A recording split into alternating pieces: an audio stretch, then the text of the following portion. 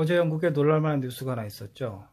코로나 1일 확진자 수가 12,872명으로 13,000명에 근접했다는 뉴스가 있었습니다. 1일 확진자 수 6,000명, 7,000명으로 기록을 이어가고 있었는데 거의 2배 가까운 새 기록을 세운 거죠. 물론 이 수치는 기존의 기술적 결함으로 누락된 수치들을 합산한 결과라고는 하는데 코로나 바이러스가 다시 확산 기로에 있는 것은 분명한 것 같습니다. 어제 코로나 바이러스의 RNA까지 설명을 드렸습니다. 사람의 몸속에 침투한 코로나 바이러스는 RNA를 통해서 자기 복제를 하기 시작합니다.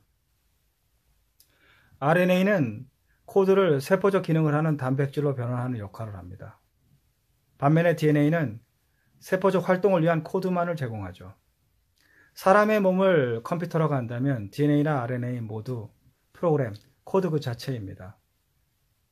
사람의 몸은 DNA, RNA 모두 가지고 있지만 코로나 바이러스는 RNA만 가지고 있습니다.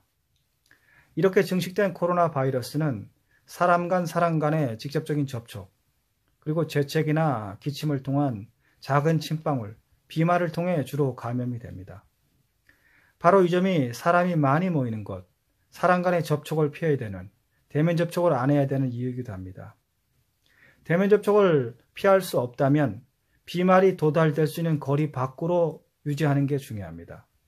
이른바 소셜 디스턴스, 사회적 거리두기, 2m 룰이 거기서 나오는 겁니다. BBC에 나온 한 전문가는 우리가 케틀에 물을 끓인다. 그 물의 수증기가 도달될 수 있는 거리까지를 의미한다라고 말했습니다. 대체적으로 2m 정도의 간격을 유지했을 때 비말을 통한 감염을 대체적으로 예방할 수 있다는 것이 됩니다. 그리고 실내냐 실외냐의 문제에 있어서는 실외가 더 안전합니다. 실외는 코로나 바이러스의 밀도 그 자체가 더 낮게 됩니다. 감염 확률이 더 떨어지는 것이죠.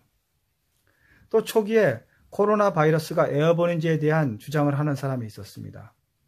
에어본이라고 하는 것은 코로나 바이러스가 공기 중에 부유하다가 우리가 호흡을 통해 감염이 된다는 얘기가 됩니다. 만약에 코로나 바이러스가 에어본이라고 한다면 우리가 록다운을 해서 집안에 가만히 앉아있던 사회적 거리두기를 하던 코로나 바이러스로부터 피할 길은 없을 겁니다. 인간은 호흡을 하기 때문에 그렇습니다. 또 코로나 바이러스를 가지고 있는 사람이 코로나 바이러스를 퍼뜨린 물체를 접촉했을 때 우리가 감염이 될 수가 있는데 이때 우리가 알아야 될 거는 우리의 손에 코로나 바이러스가 묻었다고 해서 반드시 코로나 바이러스에 바로 감염이 되는 것이 아닙니다. 그 바이러스가 우리 몸 안으로 들어갔을 때 감염이 되는 겁니다.